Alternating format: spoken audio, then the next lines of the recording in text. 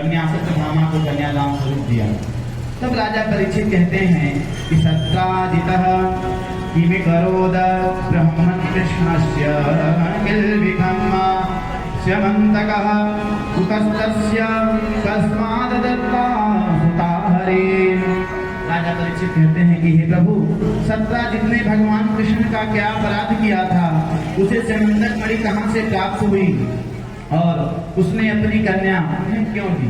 तब व्यासनंदन सुखदेव महाराज जी कहते हैं कि आसीद सत्राजितः सूर्यो भक्तस्य परम सखा पितस्तस्मै मणिं प्रदात् सूर्यदर्शनमशमन्तकम्।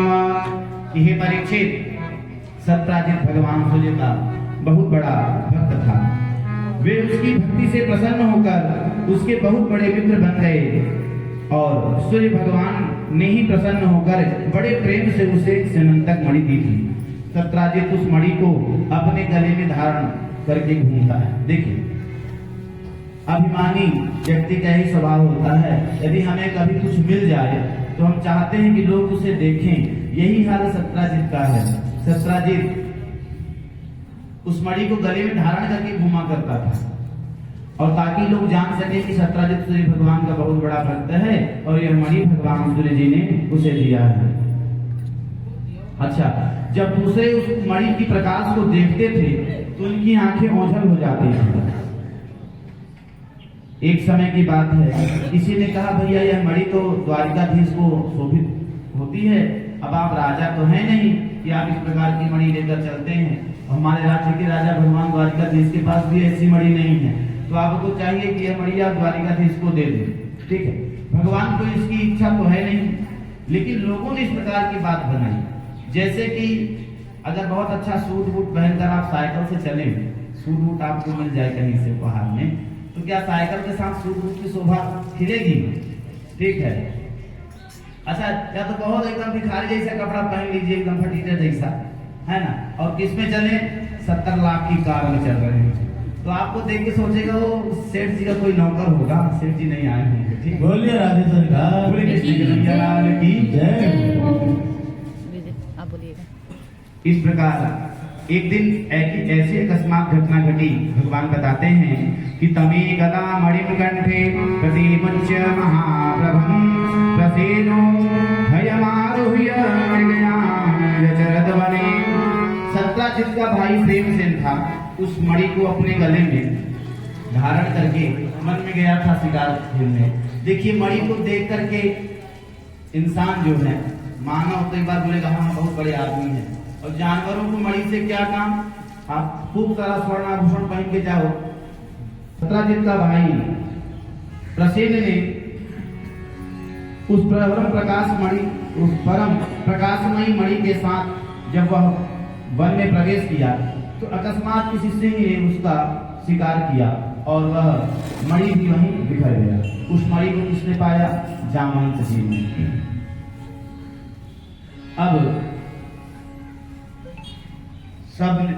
सभी द्वारिकावासी मन में ऐसा तो भगवान ने अपने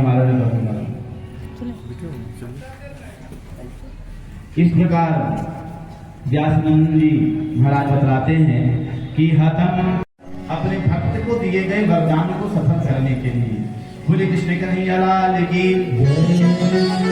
अच्छा, जब ऋक्षराज भगवान जामवंत ने अपने भगवान को पहचान लिया तो कहते हैं कि मणि हे तो रिह प्राप्ता वय वृक्षपते विलं मिथ्याभिशापं त्वमिजन्मानो मणिनामुना।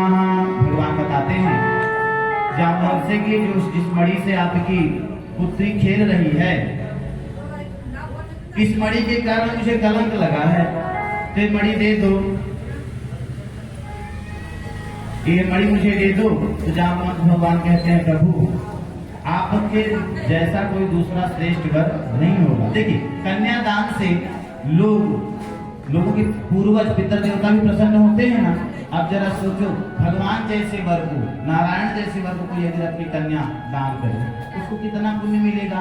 जामवंत ने कहा प्रभु मेरी ये पुत्री है, मैं कई दिनों से सोच रहा था, कई वर्षों से भी विवाह किससे करूंगा। मेरे मन में विचार था कि भगवान जब मुझे दर्शन देने आएंगे तो उनके साथ में इनका विवाह कर दूंगा। आप कन्या को भी स्वीकार कर लो और कन्या के दहेज में यह मणि आप अपने पास रख लो। मणि ले जा, भगवान बोले जैसी आपकी इच्छा। भगवान ने इस प्रकार भगवान का वहां दूसरा विवाह संपन्न हुआ। गिनते जाइएगा। अच्छा, जब भगवान गुफा में प्रवेश किए थे ना, अब मैं यहाँ पर आपको श्रीमद देवी भागवत के महात्मा की छोटी सी घटना सुनाता हूँ, जिसमें दुर्गा जी के कथाओं का वर्णन मिलता है। जब भगवान गुफा में प्रवेश किए थे तो उनके जो सेवक लोग थे, सेना लोग, 12 दिन तक तो वहाँ खड़े खड़े देखे कि भगवान आएंगे आएंगे, और जब भगवान नहीं आए युद्ध ही चलता रहा। उन्होंने मन में सोचा रे भगवान है, उनको कुछ होने वाला नहीं है, बड़े बड़े असुरों का कुछ नहीं बिगाड़ पाए, तो क्या करें। तो आए वसुदेव और देवकी को यह संदेश सुना दिया कि भगवान द्वारिकाधीश से गुफा में प्रवेश किए। बहुत दिन बीत जाने पर हमारा भी राशन पानी जब खत्म हो गया तो हम लोग वहां से वापस आ गए। अच्छा, माता पिता का हृदय तो बड़ा कोमल होता है। वसुदेव जी ने कहा कि आप सेनाओं का ऐसा कार्य शोभित नहीं होता। तो सबने बतलाया कि आप चिंता मत कीजिए, वही जनार्दन भगवान है। जब बड़े बड़े असुर उनका कुछ नहीं बिगाड़ पाए तो सिंह की गुफा में सिंह क्या बिगाड़ पाएगा। लेकिन माता को संतोष नहीं हुआ। माता और पिता ने निश्चय किया। क्या निश्चय किया कि जब भगवान राम को रावण पर विजय प्राप्त करना था, भगवान राम ने किसकी स्तुति की थी? आदि शक्ति की पूजा की थी, शक्ति की उपासना की थी भगवान राम ने। इन्होंने भी मन में विचार किया कि हम अपने बालक को बलि बनाने के लिए भगवती की जगदम्बा, जगत जननी जगदम्बा की शरण में जाएंगे। तो जो श्रीमद देवी भागवत की कथा 9 दिन की होती है ना, उसी समय सबसे पहले वसुदेव और देवकी मैया ने श्रीमद देवी भागवत महापुराण की कथा कराई थी, अनुष्ठान किया था। और जिस दिन वह कथा पूरी हुई उस दिन भगवान श्री कृष्ण वापस आए और खुशियों के साथ आए। गए अकेले थे और अपनी धर्म पत्नी को भी लेकर के आए, दूसरी पत्नी को। उनका यथोचित सबने स्वागत किया। बोले कृष्ण कन्हैया लाल की जय। इस बार जब समंतक मणि सत्राजित को भगवान ने वापस की तो वह मन में विचार करने लगा कि मैंने भगवान को बड़ा झूठा कलंक लगाया है। मेरे इस अपराध का अब कोई दर्द तो नहीं है। और फिर मन में विचार करता है, देखिए मेरे पास जो मणि है आज मैं रख तो लूंगा, लेकिन फिर कल कोई ना कोई चुरा लेगा, क्योंकि इसकी रक्षा करने का सामर्थ्य मेरे अंदर नहीं है। तो सब ठीक ही कहते हैं कि इस मणि के सबसे योग्य कौन है? भगवान द्वारिकाधीश ही हैं। तो वह मणि द्वारिका भगवान द्वारिकाधीश श्री कृष्ण को देता भी है और साथ में कहता है कि प्रभु मेरी एकमात्र कन्या सत्यभामा है, आपके जैसा कोई दूसरा वर नहीं है। जबकि उनका विवाह पहले सत्यभामा नाम के बालक के साथ होना था और सत्यभामा बड़ा लालची था। वह सत्यभामा के लिए विवाह नहीं करना चाहता था, खाली मणि के लिए विवाह करना चाहता था। और जब जान गया मणि चोरी हो गया तो उसका विचार भी बदल गया था कि अब मैं विवाह हुआ नहीं करूंगा। तो सत्राजित समझ गए कि भैया बाकी सब तो स्वार्थी हैं, धन के स्वार्थी हैं, वह सिर्फ मात्र मणि के कारण ही मेरी कन्या से विवाह करना चाहता है। लेकिन भगवान तो सबको सुख देने वाले हैं, भगवान को किसी प्रकार के स्वार्थ की इच्छा होती नहीं है। तब सत्राजित ने अपनी कन्या सत्यभामा को भगवान के को सौंप दिया। इस प्रकार भगवान श्री कृष्ण का तीसरा विवाह संपन्न हुआ। बोले कृष्ण कन्हैया लाल की जय।